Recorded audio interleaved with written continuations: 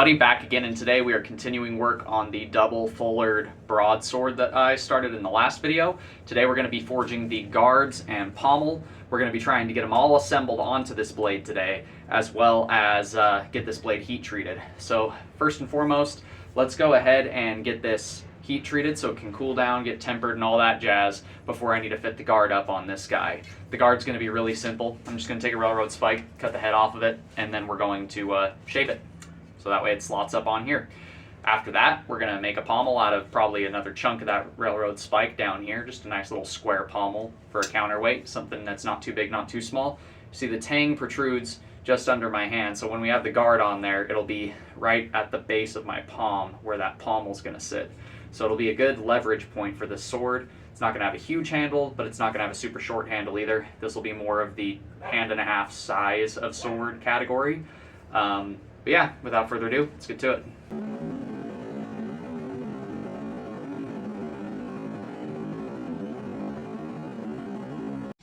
So here we are after quench. Everything stayed nice and straight. Those of you wondering,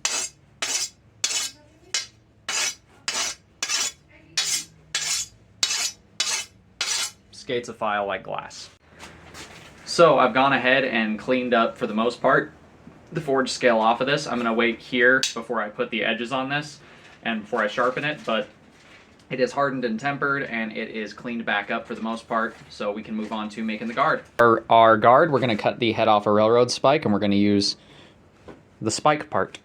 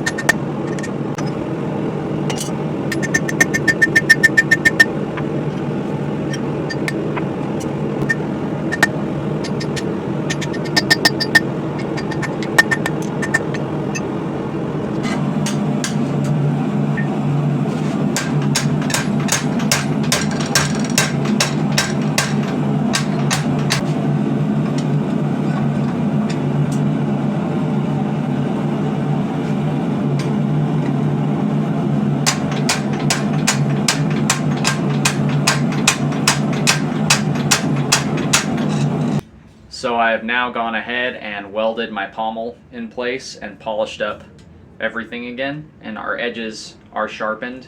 They're not razor sharp just yet. I wanted to wait to put the final edge on it until I was done doing the bluing and the handle, just for safety reasons. You can see where that edge starts down there, where we've got that nice ricasso on the other end of our sword blade, and then we taper off into that nice streamline sword with those double fullers on either side. Our guard is recessed. We've recessed the blade down into the guard about halfway through this piece, and what we're going to do now is gun blue all of the steel on this. The blade, the handle, and the pommel will all be gun blued dark, because this is going to be part of that dark sword series that I've been making for my shop.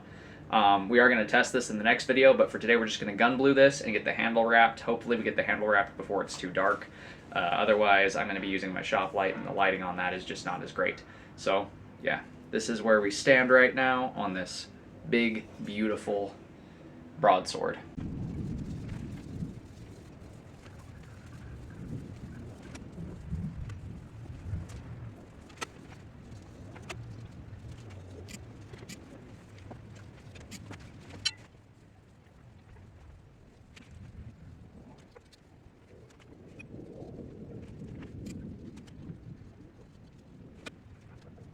We've now gone ahead and gun blued that entire blade and the guards, and my, that midnight black sword does look quite pretty indeed. The edges I might shine up when I sharpen it to test it. I might re-blue the edges. We'll just have to wait and see. But this is what we're working with so far. Very historic looking, very ancient looking. I'm very happy with how it's turning out. I'm just going to go ahead and wrap the handle. This is going to take forever, so I'm not going to make you guys sit through this. I'm going to go grab some twine, get this wrapped, and I'll show you guys the finished product. So I've gone ahead and wrapped the handle. As you can see, it's really rough right now, so we'll get to my favorite part and get that cleaned up real fast.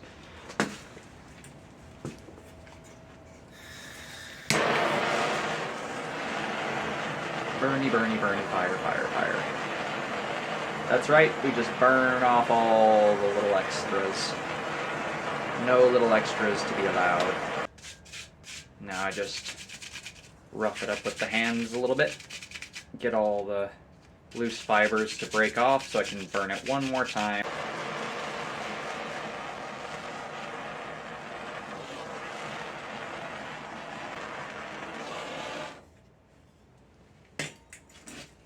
And just like that, we've got our nice double centered handle. So you've got the ability to hold it one-handed nice and comfortably, and that rotational axis that creates for your hand keeps that nice and comfy in the hand. So you have a ball basically to grip onto to rotate around, and you still have room for that half hand underneath that. You can choke up on it if you want to, and it's still pretty comfortable. Lets these two fingers sink into the grip really deep up here. So if you're trying to just control with the backhand, you can do that. But yeah, this sword is a sword now. We've got an actual all black, double fullered medieval arming sword. So I'm gonna go ahead and sharpen this off camera later. It is dark outside. I've used up all my daylight. It took me a couple hours to wrap this shape nice and tight along that whole tang. So it took a while to get this hilt finished, but our sword is all complete now. Obviously I'll give you guys a better look at it, give you some close-ups and stuff at the end of this video. That does it for today's video. If you guys like what you've seen, do me a favor, do that thing right there. And until next time, God bless, stay sharp out there. If you're looking for a custom sharp object, check out my Etsy store. I sell stuff like this: knives, swords, axes, polearms, you name it.